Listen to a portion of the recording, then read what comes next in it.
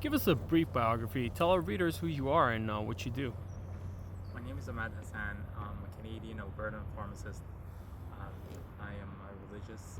I am a humanitarian, a writer, and I've been locally involved in various committees and community organizations. This just seems the right step into making sure our community is well supported and getting the support that they need. Give us a brief biography. Tell our readers who you are and what you do. My name is Ahmad Hassan. I'm an Albertan Canadian pharmacist, religious background, and cancel it, sorry. Give us a brief biography. Tell our readers who you are and what you do. I'm a Canadian Albertan pharmacist, religious, deeply rooted in the community.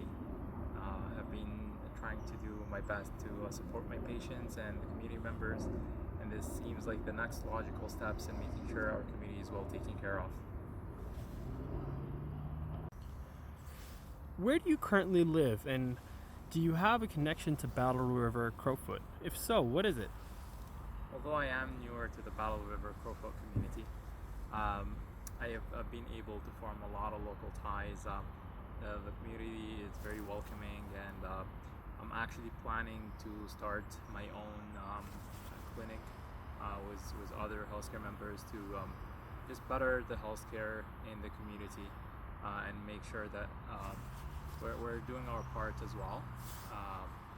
So yeah, like I am newer to the community, but you may have seen me around. You will definitely be seeing a lot more of me in the coming days. What is your political background, if any? What drew you to choose your present political party? Or if you are an independent, why did you choose not to affiliate with a registered party? I have held various leadership roles in the past with organizations, with student unions, and with community organizations. I am currently running under the centrist party. To be completely honest, um, it feels like we've been kind of forced to choose between a polarized extreme wings parties for the last 150 years or so here in Canada, and we were really looking to unite Canadians back to what Canadians are, because as Canadians we're not really either of the extremes. Actually, recent statistics have shown that about 40% of electors or voters on both sides for both parties are not fully in line with what the party supports, but they feel like because of certain things or certain beliefs and strong beliefs that they want to not alter, they are choosing that party. But right now, we're giving Canadians a choice. We're giving Canadians a choice to choose who they want to support them without having to make any sacrifices. What is your political background, if any? What drew you to choose your present political party? Or if you are an independent, why did you choose not to affiliate with a registered party? I've had various leadership roles in the past, whether it was businesses, organizations, community groups, student unions. I am currently running under the Centrist Party of Canada. I had found that it is a party that is looking to break the polarization in the current Canadian political system and try to kind of find a way to unite Canadians. And that's what motivated me to run under the centrist umbrella. I believe we can do a lot of good in bringing Canadians back together.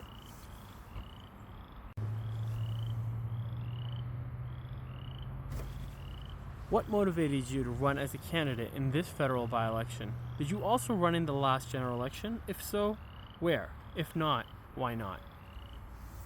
So honestly, there's just a lot that needs to be done. There's a lot of supports that are not currently present. It feels like the current political parties have certain aspirations that do not necessarily match the aspirations of local communities. There's a lot of things that we can do on a our agriculture side, for example. I don't really see either party speaking so much about that, although here in Battle River Crowfoot, this is one of our biggest issues. Healthcare has been unfortunately getting deteriorating over the last few years here. in all of Alberta as well as other provinces. And then, of course, rural Alberta is suffering even more, where we have a shortage of physicians and things just aren't working out. So that's kind of what motivated me to run. I was planning to run in the general federal elections. I had actually even planned to form my own party. And then I met Dr. Rana, a neurologist that's world renowned actually, the current leader of the Centrist Party. And we had long discussions about the Canadian political system, what's wrong with it, and how we can potentially revamp it. And that's why I'm choosing to run under the Centrist umbrella this time. What are the major issues you see facing Battle River Crowfoot, and what type of changes would you advocate for as our elected member of parliament? So Battle River Crowfoot is a farming agriculture community. The agriculture industry forms a majority of the Battle River Crowfoot community. We are all somehow affected by anything farming related. I have had a chance to speak with a few different community members prior, during collecting my signature for to be able to get elected, as well as after. And it seems that there's definitely been a price increase in certain resources, fertilizers and things that are needed for the farming industry. Unfortunately, the support from the local as well as federal governments have been deteriorating over the last few years. It seems that there's been more regulations added, and it's not as easy to actually export your produce or to sell your produce. There's a lot of bylaws and stuff that are just making a farmer's life a lot more harder. It is bad enough that the Alberta climate is a little bit harsher and requires a lot more work than other areas of the world and Canada. So we should try to make our agriculture industry just a lot more accessible and affordable, and help out in whichever way we can. Now, as an Alberta community, we do support our oil and gas industry. We stand with a united Alberta and Canada. We are against any sort of separation movements, whether from Quebec, Alberta, or otherwise.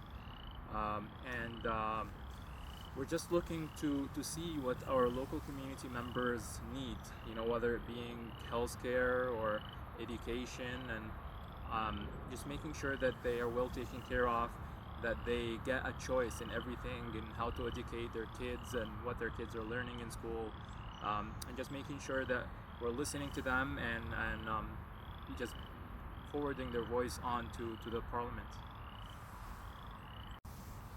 What are the major issues Canada presently faces? What solutions would you propose? So there's a few different issues at hand.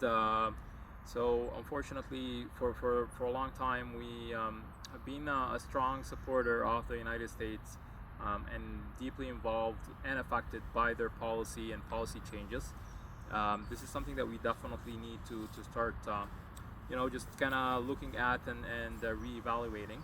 Our Canadian manufacturing, oil and gas, as well as agriculture industries are currently deteriorating, and we need to start just spending a lot more on our infrastructure to make sure that the future generations are well taken care of. There's been the ongoing issue of what's a balance between protecting the environment for a better future for our kids, and the carbon taxes and such things that have been deeply impacting families and just making things a lot more unaffordable.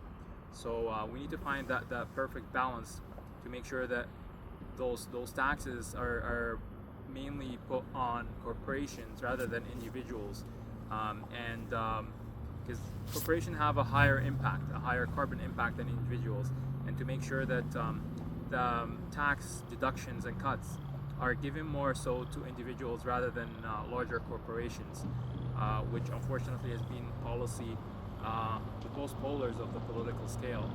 And we're looking to move away from that. We're looking for a more transparent spending, and to make sure that a regular citizen is able to see where their where their where their where the What are the major issues Canada presently faces? What solutions would you propose? So honestly, lately, the biggest issue with Canada is the inflation. I feel like it's definitely affected Canadians. Um, Issues like our relationship with the United States and how volatile our economy is to anything that the U.S. President Trump says. Um, it should really get us to reevaluate what's upcoming and to reinvest in our actual infrastructure, whether it being oil and gas, whether it being manufacturing as well as agriculture, to make sure the Canadians have an infrastructure, they have alternate plans and alternate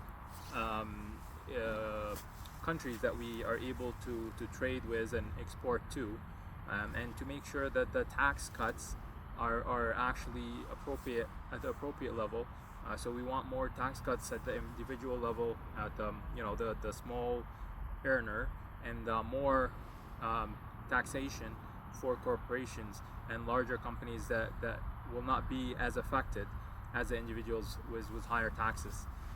Also, we need to find a good balance in what's called the carbon tax. So I understand that we definitely need to have a better future for our kids. We need to have to make sure that the environment is protected, but at the same time, we need to make sure that the carbon tax is being put on those that have the largest carbon footprint, being larger corporations and whatnot, rather than the regular average Canadian that's been paying for carbon tax a lot more than they're receiving in carbon tax rebates. So this definitely needs to be reevaluated. Make sure that the regular Canadian is not affected by the inflation as well as higher taxation and lower tax cuts. Does your party have a plan for addressing Trump tariffs and policies?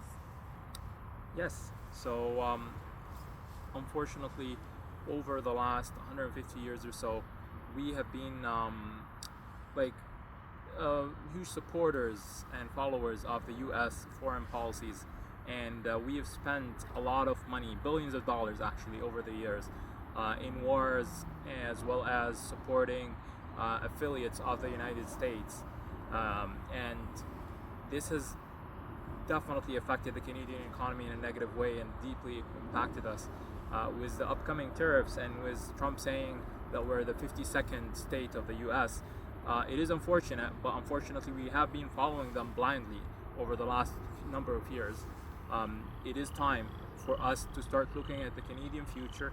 It is time to reevaluate our U.S. relationship, maintaining ties, but at the same time not to the point where we're being impacted by their foreign policy, and then trying to find more ties with the European Union and other export markets where we are able to export our exports and create newer business models and relationships that will make sure that Canada's future is well supported and is not dependent on any other countries. We have to make our own choice to choose our own future. What are your thoughts on the longest ballot committee and its involvement in this by-election? So honestly, I disagree with the way they're doing things. I know they have been involved in a few number of elections in the past. Although some people are saying they are affiliated with certain parties or wings, I believe they're just they're just trying to show that they're not comfortable with what's to come. They're very scared about how polarized our Canadian system has become, about the division between Canadians, about the calls for separation of certain Canadian provinces. I do not agree with the way they're doing things. They're not making anything easier for the voters, but at the same time I can understand where they're coming from. with the way the political system has come. I have spoken to a few different community members that have unfortunately told me that they have no trust in the Canadian political system anymore. And this is one of the main reasons why I chose to run, and I chose to run under the Centrist Party of Canada to try to give people hope, to try to unite Canadians and make sure that we're reaching back to our Canadian values and our multiculturalism, and just being together and not being divided or separated. So,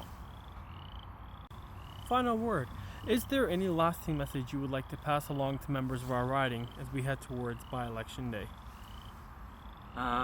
So I understand I haven't had the chance to meet all of you. I do wish that over the next few days, I will get more people reaching out with ideas, support, and just telling me how I can help out and what sort of voices to bring to the Parliament when I get there. So it is not an easy journey. There's going to be a lot of issues that may not certainly pertain to other provinces or bigger political parties, but that do deeply impact the Battle River Crowfoot community. I am planning to utilize a lot of petitions. I'm going to require a lot of signatures to make sure that issues affecting our community are addressed in the Parliament. And I'm looking for your support going forward in shaping our future for our kids and the future generations of Battle River Crowfoot, and making sure that our healthcare, education, farming industry, and everything that we need and require and aspire for is well taken care of.